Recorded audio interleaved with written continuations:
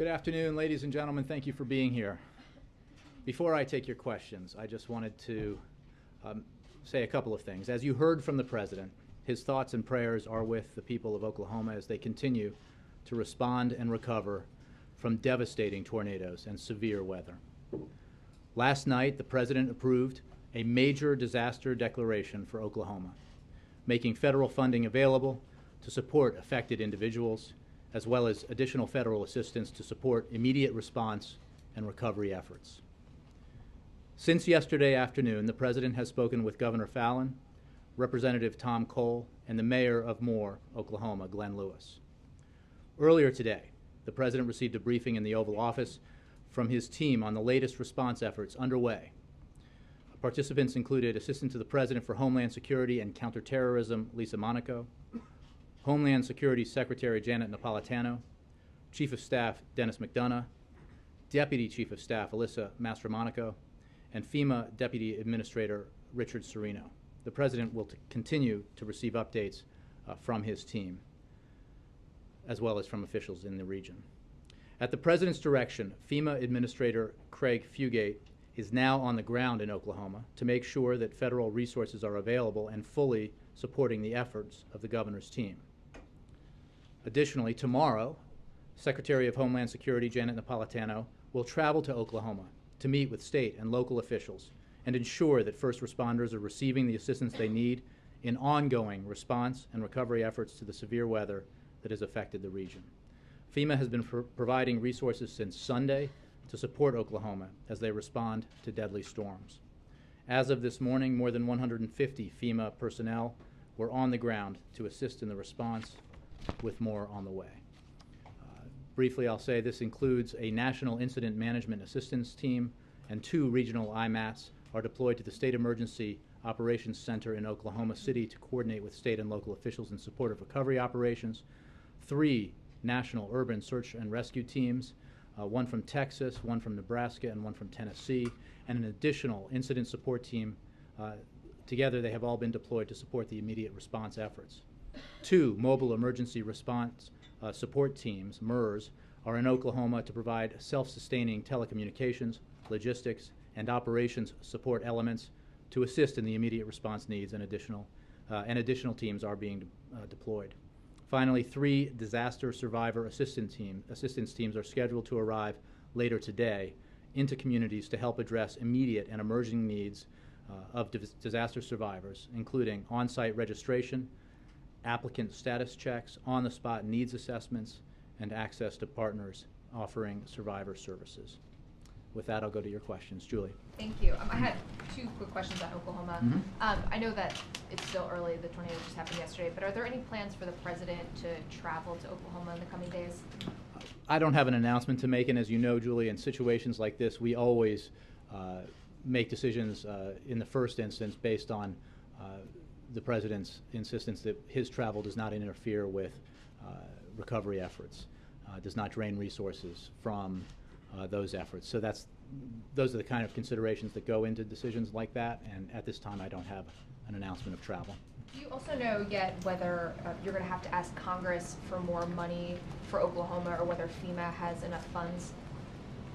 What I can tell you at this stage is that the President has made clear that we will make sure that Oklahoma has the resources that it needs, including the resources we have already announced. Generally speaking, we are pleased that Congress has allowed us to do what is needed in situations like this. In this specific case, obviously, in this short time period since the major tornado passed through, we're still in the process of assessing those needs. If you were to need to ask Congress for additional funds, would you want that funding to be offset? I think what I would say about this is that in situations like this, we have been pleased to work with Congress, and we've been pleased by the fact that Congress has allowed us to do what is needed in situations like this, and that means being able to respond to the state's needs. Right now, FEMA has sufficient resources to do that. Further assessments will obviously be forthcoming. Okay, and I just had one on the IRS. A Treasury official said last night that the Treasury Department told the White House twice about possible plans that the IRS had to make the targeting of conservative political groups public, but didn't tell the White House in the third and final instance. It almost seems too convenient that the White House knew about two of these possible plans, but not the third and final plan. Do you feel like the White House should have been told by Treasury? I mean, I can simply tell you the facts, which are as described, and that is that in the communications I mentioned yesterday between Treasury officials in the counsel's office as well as the Chief of Staff's office, and over here the Chief of Staff's office and the counsel's office, that there were discussions about the timing of the release of this information and the findings of the report. The only two instances that those discussions encompassed were the discussion about the possibility of a speech by, I believe, Ms. Lerner, which, as I understand, did not happen, and then the possibility that the acting commissioner would get a question in testimony about these issues and whether or not he would, what he would say in response to that, again, with regard to the ongoing IG audit. But we were not aware of what ultimately led to the first reporting on this on May 10th. After the speech by Lerner didn't happen and after Miller did not get the questions and testimony, did the White House ask Treasury what the plan then was for the IRS to announce this publicly?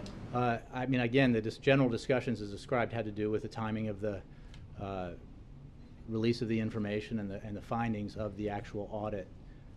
Our focus was, I think, again, reflected in what I've said about this, on the expectation that when the report was finally completed and published, that would be the appropriate time to respond to it and to direct any action in response to it. Because again, it's important to note that while there were discussions of draft findings and general conclusions, these kinds of things, history tells us, can tend to change as they are finalized. And it was very important, in our view, in keeping with what I said yesterday is the cardinal rule around here, that we not take any action that could even be seen to create the appearance of intervening in an ongoing investigation like this, in this case an independent inspector general audit. And so, of course, we did not. Who did Treasury talk to here at the White House? I think that's been reported. It was Mark Childress, Deputy Chief of Staff. And he did not, what did he do with the information? Again, this was part of it, just trying to find out when, under what circumstances, this information would be released, made public, and what those findings would be. And again, we did not know until the actual report was published. And the President was not made aware of this notification either? Absolutely, he was not, and I think we made that clear. Some people have suggested that was unwise. I think people in the know and people who understand why it's important to maintain distance from these kinds of things for a White House understand that that was the right call in our view, and again, many outsiders have said that as well. The point being that, at least in this case, there was an ongoing, still not complete IRS audit, IG audit of the IRS, and there was nothing the President could or should do until that process was completed. And upon the release of that information, the release of the final report, the President moved very quickly to make clear his feeling that the conduct portrayed within it was outrageous and inappropriate and wrong, and that action needed to be taken immediately to begin to correct the problem. That included, obviously, working with Secretary of the Treasury Liu to ask for and accept the resignation of the acting commissioner, to appoint a new acting IRS commissioner, who then has instituted a 30-day top-down review to find out more about who was responsible for the unacceptable behavior, to hold them accountable, and to make sure that there are processes in place that prevent this from happening again. Can I ask you briefly about the speech on Thursday, Jay? Sure. How specific will he be in offering proposals to close Guantanamo Bay, and what will he say about drones? You say there'll be a legal framework. What will exactly that will entail? Well, let me speak broadly, and then I'll go to the specific questions. As you know, in his State of the Union address in February, the President pledged to, quote, continue to engage Congress to ensure not only that our targeting, detention, and prosecution of terrorists remains consistent with our laws and system of checks and balances, but that our efforts are even more transparent to the American people and to the world. In line with that pledge, on May 23rd, the President will give a speech at the National Defense University on the administration's counterterrorism policy. In his speech, the President will discuss our broad CT policy, including military, diplomatic, intelligence, and legal efforts. He will review the state of the threats that we face, particularly as al-Qaeda core has weakened but new dangers have emerged. He will discuss the policy and legal framework under which we take action against terrorist threats, including the use of drones. He will review our detention policy and efforts to close the detention facility at Guantanamo Bay, and he will frame the future of our efforts against al-Qaeda, its affiliates, and its adherents. I'm not going to get on the specifics of what he will say about Gitmo. I'm not going to get ahead of the President, except to say that he is determined to see the facility closed and that he will address that subject in his speech. Beyond what I just said about drones, I'm not going to get ahead of the President, but he will discuss that subject in the speech. It is, as he pledged in his State of the Union address, a subject that he believes deserves focus and attention. It is one around which he believes there have been and continue to be legitimate questions asked. He is very concerned about the need to put an architecture in place that governs counterterrorism policy for now and into the future, and that is what he'll be discussing on Thursday. Jessica. Thanks. On the tornado, excuse me. First of all, does the President have concerns about, given the devastation to the structures there, concerns about the stability of the building codes there, about the stability of the structures, and does the building code need to be looked into? I don't know that at this point the President has focused on those questions. I think right now the President's focus is on ensuring that we here in Washington, through FEMA, are doing everything we can to provide the necessary assistance to Oklahoma and to the residents who have been affected by the terribly severe weather and the tornadoes. I'm sure when something like this happens, those kinds of questions are understandably asked, and I believe will be looked at.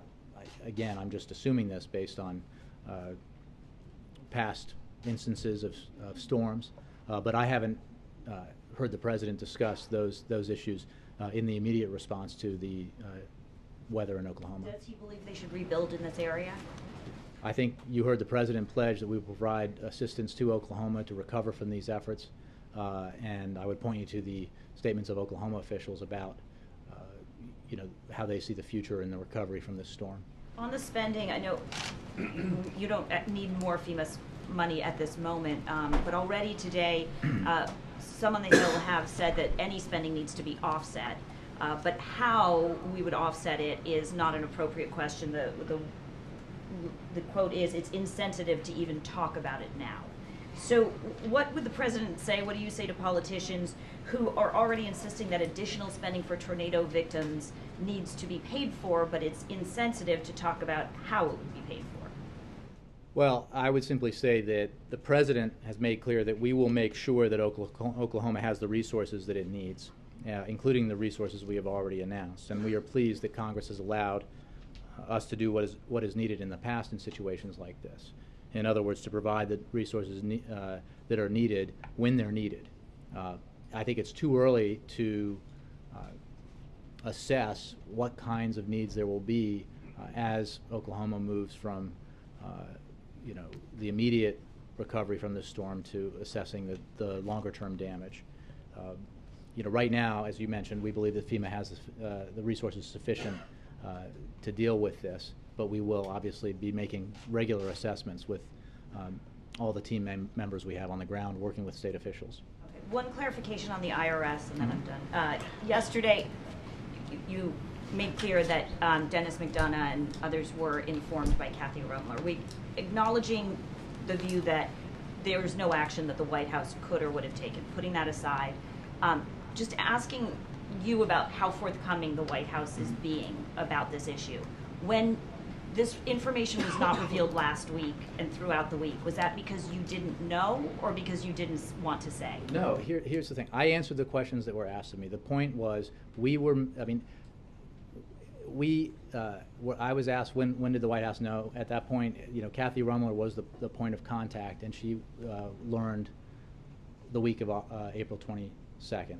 I did find out that prior to that, someone in her office was, as part of a list of items that were coming forward related to IG matters, that this was one of the line items on it provided to someone in her office. But Kathy Rumler became aware of it April 24th. And I would just say that what I provided yesterday was in response to some of the, in the rapid development of information about the story and the stories that were being written, there was some confusion about that timeline, and I provided more details about it. I would also say, and it is still just a few days since the report was released, and we have been extremely transparent in providing information.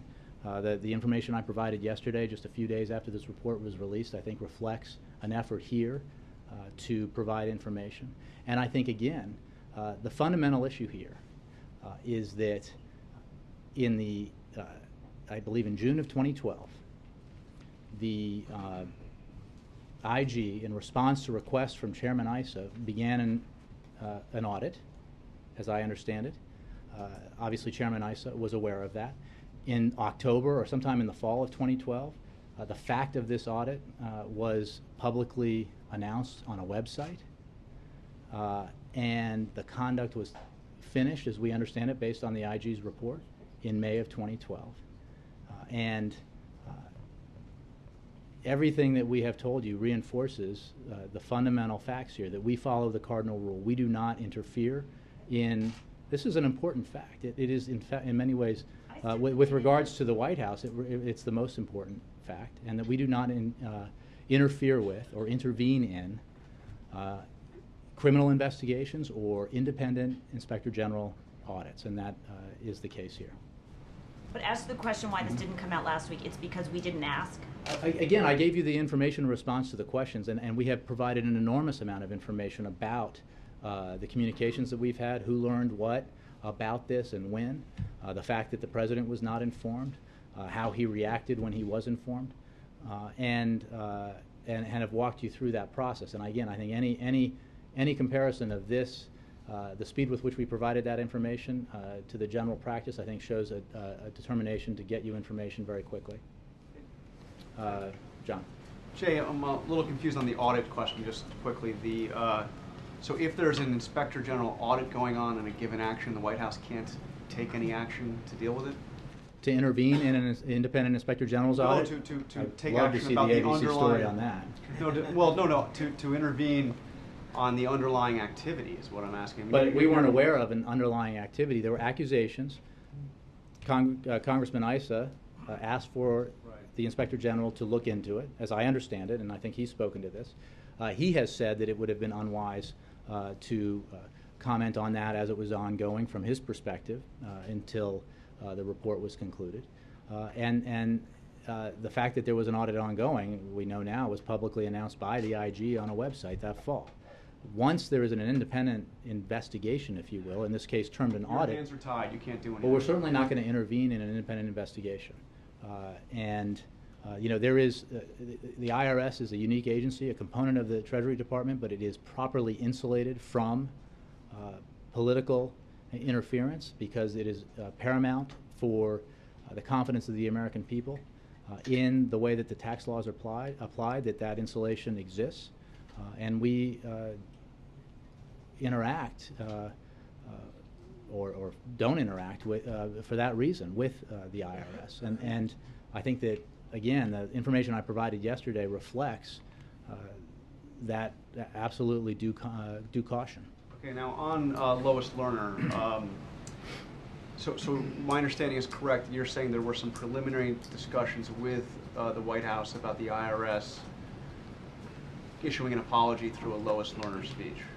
There were, as I said yesterday, and as has been reported today, there were discussions between the Treasury, Chief of Staff's office, and Office of General Counsel, and the White House Counsel's office and Chief of Staff's office about the timing of this information release and the findings themselves. It was all about the whole point of a heads up, as I understand it in a case like this, is that when a matter is coming to a conclusion, as the IG audit was, that when a matter like that is likely to get congressional or public attention, that a heads up is given. And so we were simply, I mean, the conversations were just about finding out when that information was going to be released and what it was going to say, because I think, as I said, made clear yesterday, until we had the report, we did not know the final conclusions of the Inspector General. So if the message got to the White House that, well, the plan is that we're going to plant a question at an ABA conference. Well, it's a nice hypothetical, but that didn't happen. No, but if that happened, would you have said no? Would you have objected to that kind of I think tactic? in every case, we have deferred, that I believe, well, not we, we've been, the only conversations here were between members of the White House staff and Treasury staff. But all of our approach has always been to be hands-off and to defer. But I would refer you, again, you're going to ask me speculative questions about things that didn't happen. I think there are probably people here who have questions about said, okay, go ahead, things do that... do whatever you guys want. If you guys want to plant a question, that's okay. Again, we didn't have that information. I would object ask... to that. It seems like a strange way to release I think you should information. ask others No, who you knew about it object to whether that. they You know what object. I mean? Again, our interest was always in waiting for the IG report to be completed before we acted on it or commented on it. And I think that's the way the American people would expect a White House and a president to handle a situation like this. I just find it odd that you have no Major. objection to the idea of releasing this through a planted question. Well, again, since we didn't know about it, I think you should ask those who did. Yeah. Separate from that, you did know that Lois Lerner intended to apologize for this conduct, correct?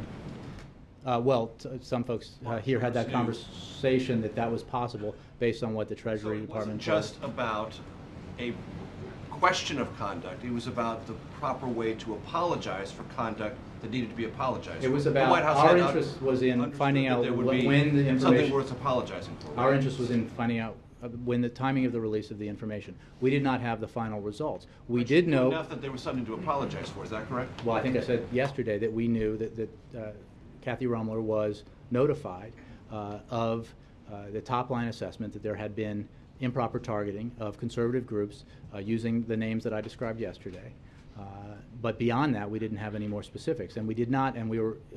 It was very clear to us that there was not a final report, but that these were the draft conclusions. But it was bad. Well, based on what we knew, there were the conclusions that I said. But again, our interest was only in finding out when the information would be released and when the IG report would be finished. And to the question that some people have raised, that this seemed like a concerted effort to insulate the president from this bad news, you would say what? No, I would say that it is the appropriate approach by counsel in this case to dealing with incomplete information about an ongoing audit by an independent inspector general, and that if the opposite had happened in this or any other White House, there would be questions about if a president were informed of what a White House had learned about a still ongoing independent investigation, there would be questions about what the president might have done with that information. In this case, it was the judgment of counsel, and I think you've seen from outside people writing about this and talking about this who have experience in these matters, that this was the right judgment, that it was not appropriate in this matter to alert the president about this until the report itself was complete.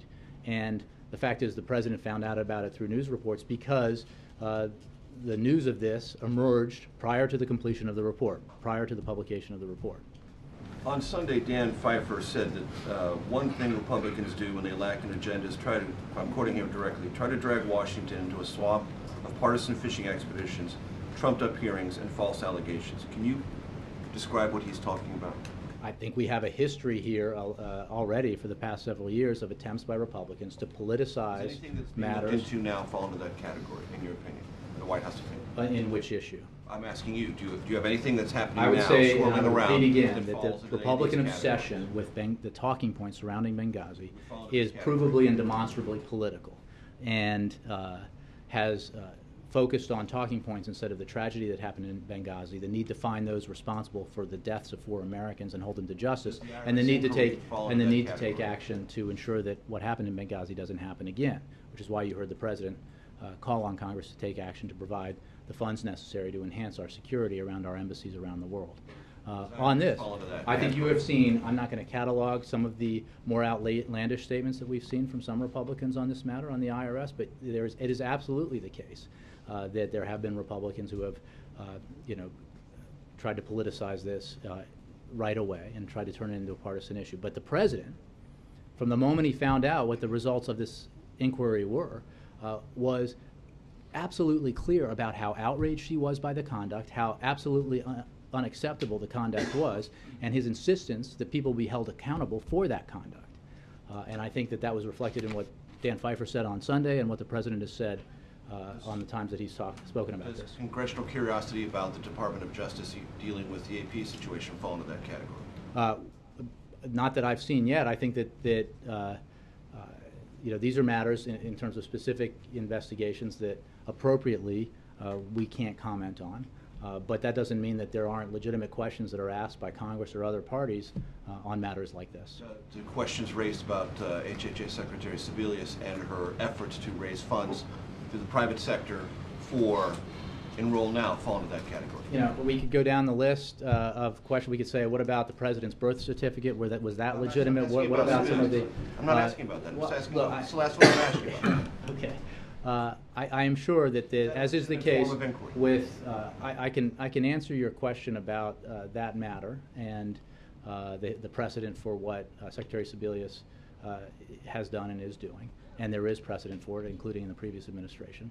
And so, yes, I would say that when it comes to the Affordable Care Act, in keeping with an institution in the House of Representatives with its leadership that has now voted 39 times to repeal something that the Speaker of the House himself said after the last election was law, and that he should that they were rethinking their strategy on this, demonstrates a political and partisan approach to some of these issues that isn't helpful when it comes to what the American people really want us to be doing here, which is addressing their concerns, addressing their focus on the economy and the need for it to continue to grow, addressing their sense that the middle class still needs Washington to help it grow and thrive, and for Washington to take action to ensure that the economy is creating the kinds of jobs in the future that will support a middle class family. That's the President's focus, and I think that there have been repeated instances, and I think many of you have written and reported on them, where there has been an attempt to take an issue and turn it into a political or partisan football. And the President you were going to cite? I'm sorry? Of the President you were going to cite for Secretary Sebelius? Enroll Now? Let's see if I have that here. I believe when the Medicare Part D issue was passed in the previous administration, that there was similar fundraising done, or similar efforts to engage private and nonprofit institutions into the effort to publicize the enrollment of people into the new program that was started under the previous administration and unpaid for. We can always remember. What I can say is that we are aggressively engaging in a wide range of stakeholder conversations about the President's health care law, as was done, as I mentioned, in previous administrations implementing Medicare Part D and the Children's Health Insurance Program. The White House and HHS officials routinely and appropriately engage with outside groups on the implementation of the health care law, including educating these groups about what we are doing and finding out about the work they are doing. Meanwhile, as I mentioned, Republicans are trying to fight old political battles that have been decided. A law that was passed by Congress and signed into law by the President, upheld by the Supreme Court, much discussed and debated in a presidential election that President Obama won. And we are about the business of implementing health care reform so that it can continue to provide benefits to millions of Americans. But you're bedeviled by the fact that there's not sufficient funding for the Enroll Now component of this, and that's why you're going outside the system. Well, I think, as you know, the Public Health Service Act gives the Secretary, well, maybe you don't know, so I'll tell you, the Public Health Service Act gives the Secretary the authority to encourage support for educational efforts related to health care. Specifically, it allows her to, quote, support by grant or contract, and to encourage others to support private, nonprofit entities working in health information and health promotion, preventive health services, and education in the appropriate use of health care. And we, of course, support the Secretary exercising her authority under the law, just as I mentioned previous secretaries have. JJ, the White House counsel, Jay. Let me, Scott. Thanks, Jay. When the president learned about the findings of the IRS audit in the newspaper, did he ask senior advisors why he was learning about this from the newspaper? No, I don't believe he did. I wasn't present when he learned about it, but I know that he was not happy with the apparent conduct, because again, this was incomplete information. The IG report had not been finalized or released, but I think that the tenor of the president's public comments about it, both in his statement Tuesday night and his public comments the next day, reflect his feelings upon learning about the apparent conduct by IRS officials in Cincinnati. Just a quick follow. Did he ever ask, not necessarily in a critical vein, but just to sort of get a sense of how the White House is operating, why he wasn't informed of that earlier, or was that self-apparent? I was asked yesterday about this. The president believes has faith, believes that the council's decision was the right one, and has faith in her judgment on these issues. This is the kind of thing that was an ongoing. Again, let's be clear. Let's step back and look at what we're talking about here. This was an uncompleted, ongoing, independent Inspector General's audit of activity by IRS personnel that turned out to be wholly inappropriate and wrong. It would have been wrong for him to do anything about it while the audit was still underway. It would have been, at the very least, created the appearance of intervening in an ongoing investigation or audit. And the cardinal rule here, as it should be, is that you do not intervene in ongoing criminal investigations or ongoing independent Inspector General audits. I understand your point. Mine is more that was so obvious to him that he didn't even need to ask anyone about why he wasn't informed. Again, I wasn't privy to every conversation that he had about this, but I know that he has faith in his counsel's judgment, which I think has been testified to by numerous people who actually know what they're talking about in this area. And this is not about public relations. Obviously, when a story like this breaks, we had to make the decision not to react to it until we had the actual facts, as opposed to reacting to partial information that appeared in the press. And that can be judged as inconvenient from a communications point of view, but it's absolutely the right thing to do from a substance and policy point of view. Yeah. Jay. Yes, sir. Thank you. Last week, when the Turkish Prime Minister was here, President Obama said that we both agree that Assad needs to go. He needs to transfer power to transitional body, and that is the only way that we are going to resolve this crisis. Does it mean that the military option now is out of the table, or all options on the table rule is still valid? All options remain on the table, as they have been. Regardless of the options that the president is reviewing and the options that he implements, it is absolutely our position that the only outcome that is right for the Syrian people is the transition in Syria from the Assad era to a post-Assad era. And it has long been our position that the best way to accomplish that is through a political transition. That is why we have, with the Russians, reinvigorated the Geneva framework or approach that we talked about, the Geneva communique, that envisions that political transition.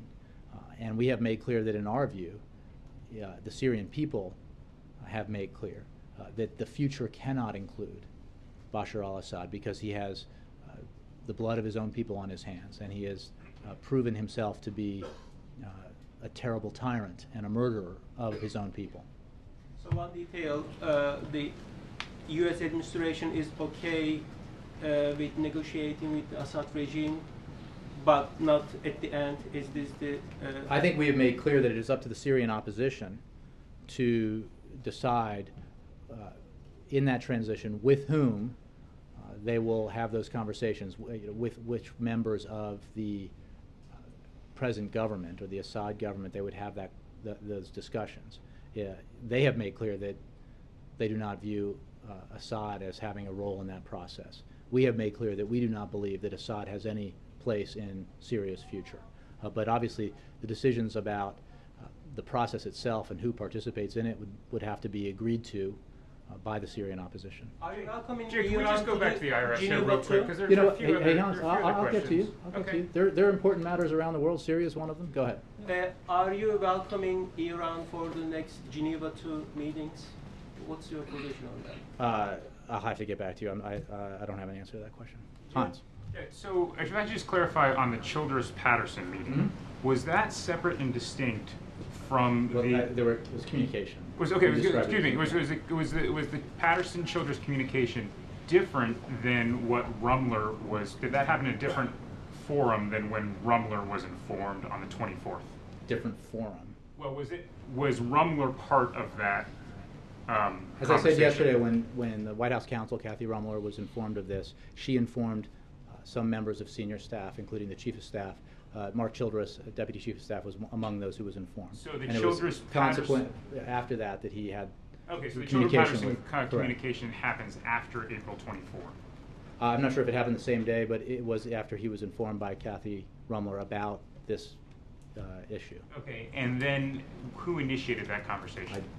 I don't know. That communication. You don't know whether or not it came from the White House I to think Treasury. that, as I said yesterday, there were discussions between Office of the General Counsel and Chief of Staff Office in Treasury on the one hand, and counsels and Chief of Staff's office on the other, about the issue of timing and the issue of the findings themselves. And that is the context within which the communication between Mr. Childress and Mr. Patterson took place. When Rumler made the announcement internally, who else was? Did she do that? Did she do that through email? Did she do that at a staff meeting? When and how was that done? And was it done on the 24th or the 25th? Again, I think two things. One, it was not an announcement. It was she informed some members of the senior staff. I would. Which members? I think I've just said Dennis McDonough, Mark Childress, some other members of senior And staff. only those two. No. No, I didn't say that. But can I? Here's the point. Some members of senior staff were informed by Kathy Rumler about the how fact were they that. informed? I don't know that she may have had conversations, but there was certainly an email, perhaps. But the point. Perhaps or for certain. Hans, can I ask, what is it that you're trying? I'm trying to figure out how people in this building knew what they knew and when they knew it. And we seem, I mean, And you just did let's step back. You just did Here's us what for not they asking knew. precise Sure, questions. here's Here I what am they asking knew. precise questions, and you're acting like I'm petulant. Well, I'm just trying to figure out what it is. We've provided you, I can't believe anybody would ever call you petulant, but we provided you with... Were you forthcoming? Well, we provided you with a significant amount of information about how we found out, who found out, conversations that took place. And the fundamental fact is that every action we took was mindful of the need to allow the Inspector General to continue and finalize and complete his audit. We did not in any way intervene because we follow the cardinal rule here. And our only effort here was to gather and find out information about when this information would be made public and what it would be. Because again, we don't intervene in internal Inspector General investigations. So, I mean, I think I've given you a lot. Do you know how Rumler informed members? I don't have more information to give you here. The fact is that she found out. She alerted some other members of senior staff. There were conversations with Treasury involving some members of senior staff. The president was not informed.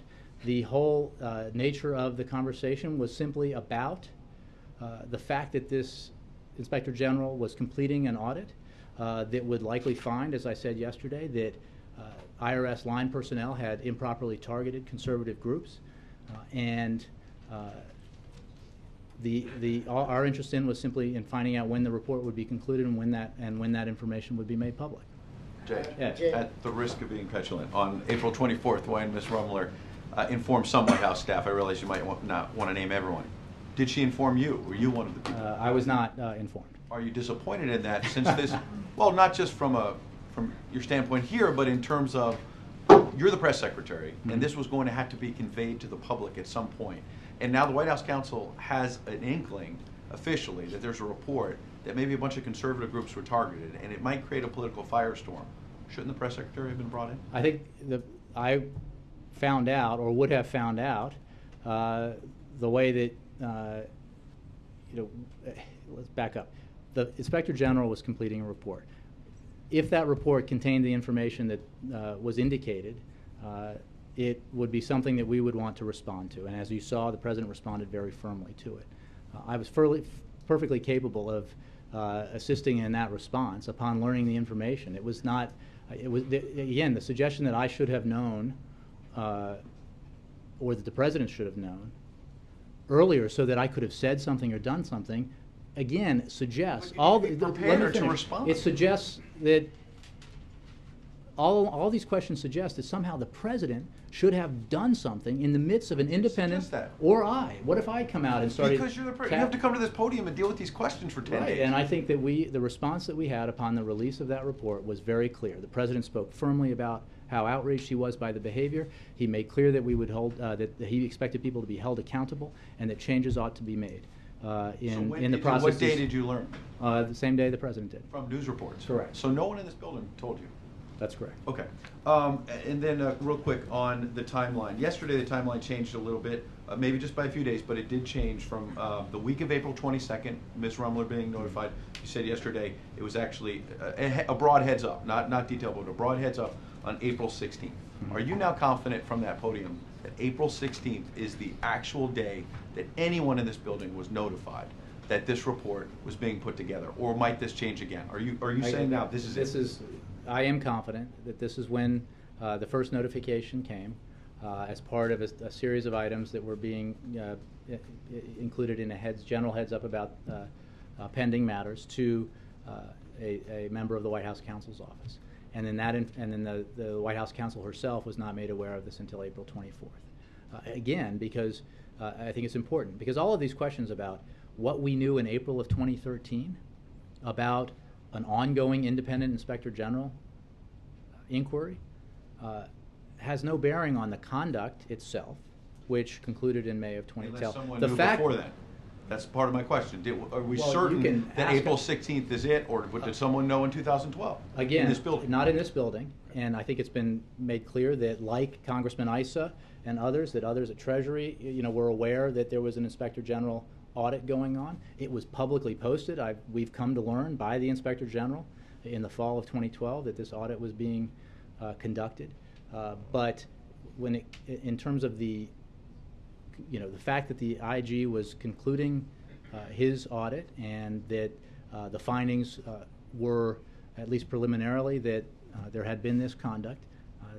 We learned about it first, in that full form on April 24th, based on, as I said yesterday, and prior to that, as part of a number of items on April 16th. And in terms of veracity, how do you know that it's April 24th? In terms of, has the White House counsel done some formal review, gone through email, interviewed people, just to make sure that someone in this building did not? Is that authoritative? I think it's been looked at, and we've provided you the information. And again, I would just, it would be great for everybody to step back and ask themselves, what is it that that we're learning about the White House and what it didn't when know. The White House knew something and tells the public that they learned of it is an important issue. You would absolutely, agree. And we've been absolutely forthcoming about that, and provided more specificity than I think has been the case in previous administrations on matters like this. And the fundamental fact here is that we did not intervene in an ongoing Inspector General audit of the IRS because we shouldn't, and it would be inappropriate to do so. We waited to respond and to take any action for the completion of that report. It is also, again, going to the tenor and focus of your questions, it is important to note that the report itself and the Inspector General himself has said that they found no indication of outside influence or political motivation behind this. And regardless of the motivation, by the way, as the President has made clear, the activity was improper, inappropriate, and wrong. Last thing, with the James Rosen case, yesterday you repeatedly said it's an ongoing criminal investigation, so you can't comment. Overnight, various Justice Department officials have told Huffington Post, Washington Post, maybe others, that they have no plans to press criminal charges against James Rosen. Is that your understanding? Is that what the White House? Well, I obviously would not know about or have comment on prosecutorial decisions in an ongoing criminal investigation. But look, I'm glad you asked me this because I wanted to follow up on our discussions yesterday, because I know this is an issue that everyone here cares deeply about, and it's an issue I care deeply about. It's something I have talked to the President about in the past, and it's something I talked to the President about yesterday after the briefing. And while, again, he cannot and I cannot comment on the specifics of any ongoing criminal matter, I can tell you that in our conversation yesterday, he reiterated just how important he believes it is that reporters, that all of you and your colleagues are able to do your jobs in a free and open way. And as he has said, he believes there is an important balance to be found here, and he thinks the questions about how that balance is being struck are entirely legitimate. And he welcomes the public discussions, again, about the broad question of the balance that needs to be struck. Because there is no question that when classified information is leaked, that is a violation of the law. And it is a serious matter, as we have seen in some cases, and as Director Mueller and others have stated about some of the matters under investigation. It is also vital to our democracy, and the President believes this deeply, that the press is allowed to pursue investigative journalism freely. He is a fierce defender of the First Amendment, of press freedom, and will continue to be. And you asked again about a specific matter, and I can't comment on the specifics of any ongoing criminal matter. But if you're asking me whether the President believes that journalists should be prosecuted for doing their jobs, the answer is no. Okay. Jay, during the Senate Finance Committee hearing on the IRS today, soon-to-be former Acting Commissioner Steve Miller said that the IRS has, in his words, clarity on the person who initiated the practice of targeting conservative groups, but that he didn't know the name in his language off the top of his head. Will you tell us the name of the person? We don't have independent information about this. This is an independent Inspector General. This is being done on Capitol Hill. This is not from the IG report. These are conversations happening today. So what No, I the White House understand that, but we haven't. Saying, hey, this guy knows who it is. We want to know who it is. Well, we want accountability. That is why the President appointed a new acting commissioner, and why he is undertaking the effort to conduct a 30-day top-down review to find out as much information as possible. In addition to what we've learned in the IG report about what happened here and who's responsible for the inappropriate behavior. Making sure that people are held accountable, and that we take steps to ensure it doesn't happen again. The question suggests that we have some independent investigative apparatus here that would have insight into this. We don't. There was an independent IG investigation into this. He reached his conclusions, including that there was this wholly inappropriate activity going on. And the President has spoken very clearly about his views on that. But if you reached out to Jack Lew at Treasury and told him that you'd like this person to resign, which he did, isn't it possible that the White House could reach out and say, this guy who we've asked to resign has resigned, and he knows the person who's in charge of this, and to reach without waiting for 30 more days? Well, Peter, I think you can be sure that one of the purposes of the 30-day review is to find out with specificity more detail about what happened and who was responsible, and to hold those people accountable, and also to make sure that there are procedures in place so that it doesn't happen again. I'm not going to get into individuals as that 30-day review is being conducted. I can simply point you to the information that we all have, which is the IG report that was released last Wednesday. I brought that up only because when Lois Lerner made her comment on the Friday before, we were saying the report's not done, so we can't conclude it, even though she apologized and said, this is in fact what happened. In this case, it's another person saying, this is in fact what happened, so I figured we might But the IG report has said this is in fact what happened. What if, getting more information beyond the IG report is part of what the 30-day top-down review is about. There's obviously, as we've said, legitimate congressional oversight to be conducted here, and I think also the Department of Justice has said it's looking into this matter. So for 29 I think more it's days, fairly. that person may be there, but then we'll know. I'm not even sure what you're. I think that appropriately, the White House is not doing an independent investigation of the IRS. That is happening in places where it should happen, and that includes the IRS itself, overseen by Treasury. It includes Congress, and it includes the Department of Justice. Let me ask you just briefly on a different topic. I know that the CEO of Apple, Tim Cook, is testifying today, and a Senate panel said that Apple is avoiding billions of dollars in U.S. taxes by shifting its profits to foreign affiliates. Obviously, this doesn't help in terms of the White House's view on the way taxes and companies in the U.S. should help their own country in terms of paying taxes. What's the White House's position on Apple? Well, Or on this situation? thank you for the question. I can say that I can't comment on, for obvious reasons, on a specific company's taxes. But the broader issue is one that is of concern to the president and one that he's focused on, because in terms of the policy matters that it raises, the report by Senators Levin and McCain raises a set of broader issues around companies that ship their profits and their jobs offshore.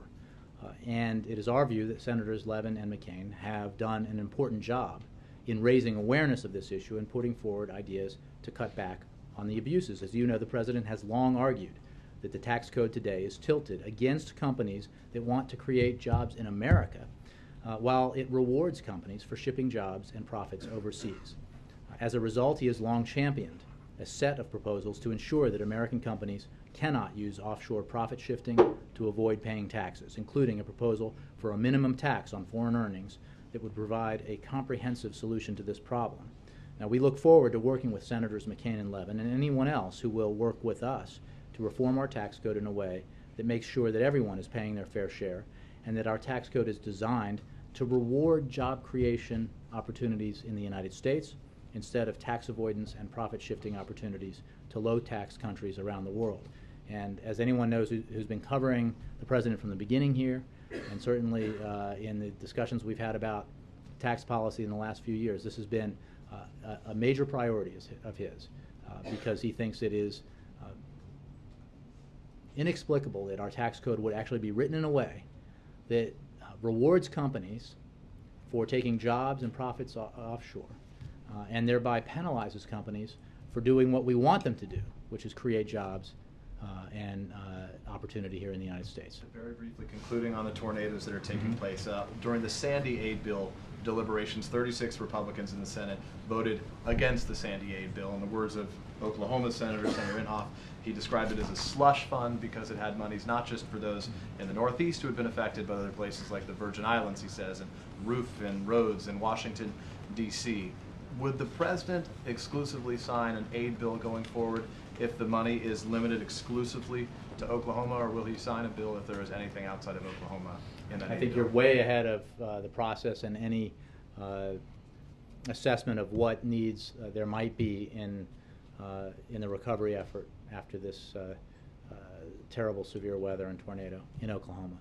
Right now, as I said, FEMA has sufficient resources to respond. It has generally been our position that we have been appreciative of Congress's willingness to work with us to ensure that people and regions affected by these kinds of natural disasters are assisted right away and that the resources necessary are provided to them. But again, that is a general proposition. We are not at the stage yet in assessing the impact of the storms and weather in Oklahoma to know what kind of needs there will be. Steve, yesterday the president called the president of Lebanon and raised concern about Hezbollah's role in fighting alongside the Assad regime. Is this a sign the White House is concerned that this link-up, which is also involving Iran, could tip the conflict back towards the Assad government?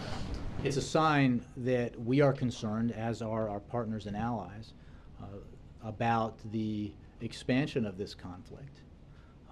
We have condemned and condemn again Hezbollah's direct intervention in the assault on Qusayr, if I'm pronouncing that correctly, where Hezbollah fighters are playing a significant role in the regime's offensive. Hezbollah's occupation of villages in Syria and its support for the regime and pro-Assad militias exacerbate and inflame regional sectarian tensions and perpetuate the regime's campaign of terror against the Syrian people.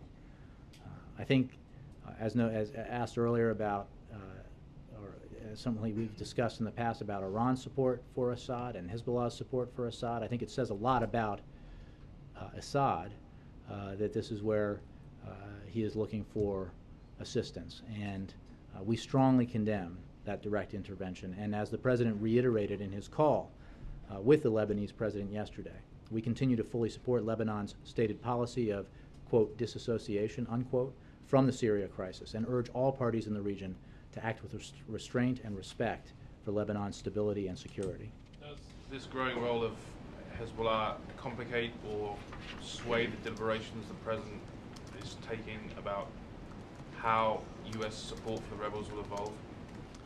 I think that there are a number of things that are factored into the deliberations about the options that the President's team is constantly reviewing. The fact that you have this involvement by Hezbollah is something that we strongly condemn because of the effects that it has and the impact it has on inflaming regional tensions and sectarian tensions. It is precisely why we need to move forward with a political transition in Syria so that we can create or begin to create a post-Assad Syria. And that's why we're working with our allies and partners in the Syrian opposition to help bring that about. And we'll continue to do so. Follow up on that, James? Peter, sure. What are the thoughts here then about reported Saudi and other regional support for some of the opposition groups in Syria, financial and otherwise support that could also affect the transition that the U.S. wants to see there? I'm sorry, but be more specific. What do you mean? Well, there are reports that the Saudis are supporting some of the opposition groups in Syria. Mm-hmm. And that, you know, if you follow some of the logic you just said, could also prolong the situation and delay a transition. Well, without commenting on the specifics of that report, because I'm not sure which groups you're talking about. Obviously, we are providing direct assistance to the Syrian opposition. We are also providing direct assistance to the Supreme Military Council of the opposition, non-lethal assistance. It is certainly our view that the violence in Syria is the responsibility of and was precipitated by Bashar al-Assad, and that the transition to a peaceful Syria will be hastened by Assad's departure. It is certainly appropriate that the opposition is capable of organizing itself and defending itself. You know, we have provided non-lethal assistance to the opposition as well as a significant amount of humanitarian aid to the Syrian people. It has long been our view that we need to take steps, that as we evaluate steps that we do take and that we could take, we look at them through the prism of what will actually help bring about that transitions more quickly, and we look at possible options and ask the question, will embracing this option actually have the counter effect of prolonging or cause unintended consequences that could make the situation worse, exacerbated in some way. So these are I think the President has spoken about this, and these are the kinds of assessments that are made all the time as we look at the range of very difficult challenges in Syria. To what extent is the U.S. coordinating with the Saudis on support for specific? Well, I don't have any specific information about that. I can tell you that we coordinate with our partners and allies around the region and the world in assistance in dealing with this issue and in our assistance to the Syrian people in opposition, but I don't have anything specific on Saudi Arabia. Thanks, Jay. Peter? I'm sorry. Don't mean to prolong it. What'd you say? I don't mean to prolong it. I'm just saying. I know, you better watch out. Julie's tough. She's tough, as she should be. Just a quick question. It's not actually meant to be argumentative. I'm actually just curious about the answer. You just talked about the need to protect secrets and classified information, and that's a crime. I am curious, though, when you were a reporter, did any source ever disclose or discuss classified information with you when you were on this side of the podium? Again, I think the point that I made, speaking generally and not about a specific case, is that the President doesn't believe that a reporter should be prosecuted for doing his or her job. I heard that part. And I was curious about your experience. Well, it's not about me, Peter. I mean, I think that as a reporter, you often tell us that you're sure. No, I mean, look, as a reporter, I think I am at the very least more intimately aware of these issues than some folks who haven't, had that experience as reporting, especially in Washington. And I understand the President's commitment to and passion for ensuring that there is a defense of the First Amendment and a defense of press freedom and a balance that allows the press to pursue investigative journalism freely. It is also true, and I understood this as a reporter, and I'm sure that those of you in this room and your colleagues understand it too, that there are secrets, there is classified information that needs to be protected, because this should not be analyzed in relation to any specific case, but it is certainly the case that leaking of specific information that has to do with secret operations or other sensitive matters can harm our national security, can endanger the lives of American men and women, it can endanger the lives of people who provide assistance to the United States and its national security interests. And these are weighty and serious matters. And it is important to remember that the release of that information is a crime, and that it is if the government did not take any action, then we might as well just, close down the Situation Room and allow those who would do America harm and Americans harm know everything that we're doing. Because if you can't, so that's why there has to be a balance, right? There has to be that balance, and the balance is very important to the president. And I think that it's reflected in the stands he's taken in his past, and it's reflected in what he has said and done as president. And he is, again, very understanding of the questions that are being asked about the need to find that balance. He thinks they're legitimate, and believes that that kind of discussion is healthy for a democracy. My only question is whether you confronted that choice, knowingly possessing classified information you were given by somebody who might have done it illegally, and had to make a decision whether to publish this or not.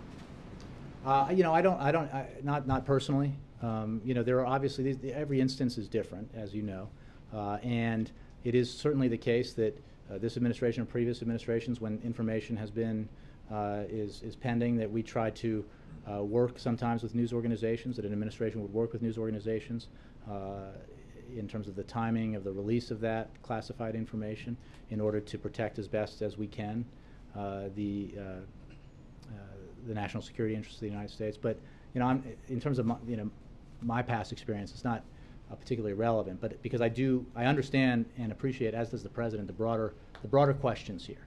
And I wanted to make it clear today, and I want to thank Ed for asking and you for following up, the fact that even though we cannot comment on these specific cases, and it would be wholly inappropriate if we did, the president is very cognizant of the broader issues here and of the debate here, and cares deeply about press freedom and the need for reporters to be able to work freely. Thank you all very much.